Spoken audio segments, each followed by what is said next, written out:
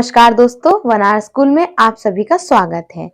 आज हम हिंदी व्याकरण से संबंधित एक महत्वपूर्ण अध्याय वाक्य विचार के बारे में जानेंगे। ये ना केवल हमारी लेखनी और बोली को सुधारता है, बल्कि ये परीक्षा की दृष्टि में भी एक महत्वपूर्ण स्थान रखता है। तो आज हम वाक्य विचार के अंतर्गत जानेंगे वाक्य विचार क्या होता है, वाक्य व वाक्य के अंग, वाक्य के भेद और इन सभी संबंधित कुछ महत्वपूर्ण प्रश्न। तो चलिए शुरू करते हैं। तो अब हम जानेंगे वाक्य विचार की परिभाषा।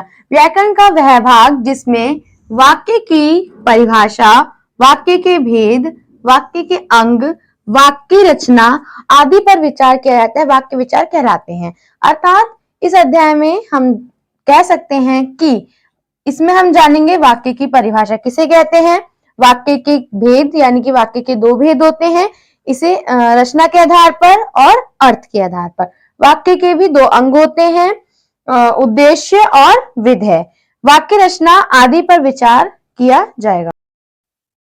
तो हम जानेंगे वाक्य की परिभाषा। वाक्य शब्दों का एक ऐसा समूह होता है जो पूर्ण व सार्थक अर्थ प्रकट करता हो। अर्थात हम कह सकते हैं कि दो या दो से अधिक शब्दों का वह समूह जो पूर्ण व स्पष्ट अर्थ प्रकट करता हो, वाक्य कहलाता है। जैसे राम घूमने आगरा जाता है, संगीता विद्यालय में पढ़ाई करती है। इससे वाक्य के दो भेद होते हैं, रचना के आधार पर, अर्थ के आधार पर। रचना के आधार पर ये तीन प्रकार के होते हैं, सरल वाक्य, संयुक्त वाक्य, मिश्र वाक्य।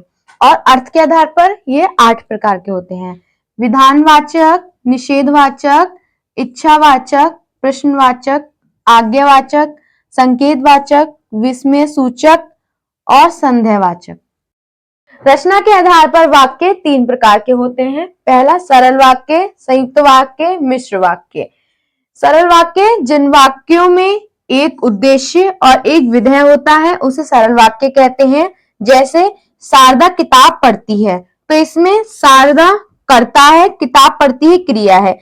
इसमें एक ही करता है और एक ही क्रिया हो रही है, तो इसलिए इसे सरल वाक्य कहते हैं। सरल वाक्य।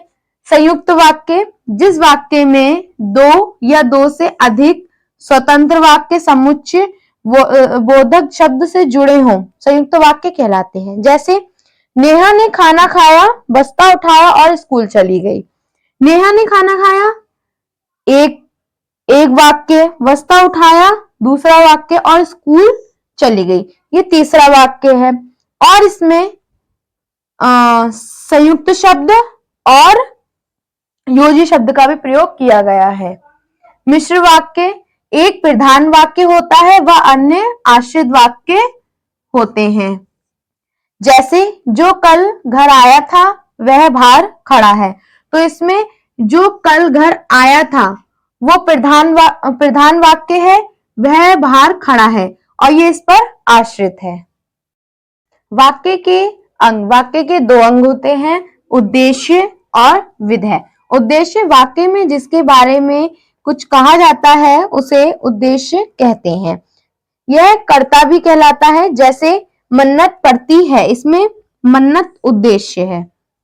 विधेय उद्देश्य के विषय में बताने वाले शब्दों का समूह विधेय कहलाता है। मन्नत बाजार जाती है, तो इसमें जो बाजार जाती है उसे विधेय कहा जाता है। तो अब हम जानेंगे अर्थ के आधार पर वाक्य। अर्थ के आधार पर वाक्य के 8 भाग होते हैं।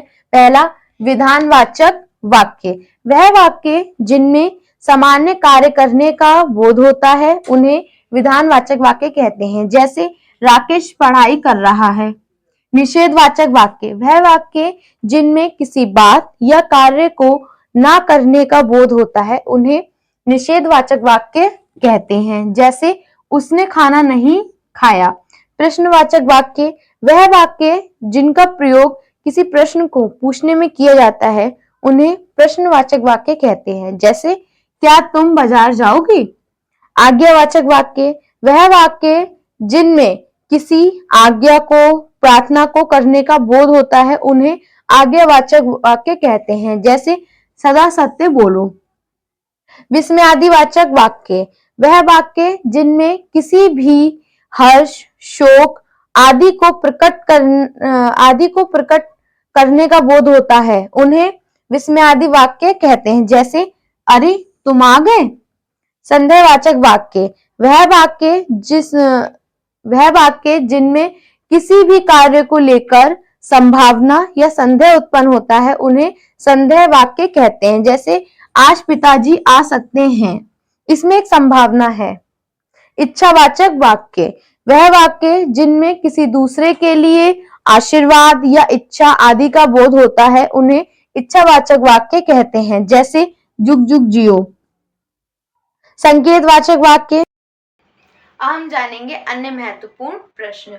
वाक्य किसे कहते हैं, वाक्य के कितने अंग व भेद हैं, उद्देश्य व विधेय को समझाइए, रचना के आधार पर वाक्यों के प्रकार लिखिए व मिश्र वाक्य को समझाइए, अर्थ के आधार पर वाक्य के भेद बताइए। तो आपको हमारी वीडियो कैसी लगी आप हमें जरूर बताएं और अगली वीडियो थोड़ा इंतजार करें। धन्यवाद।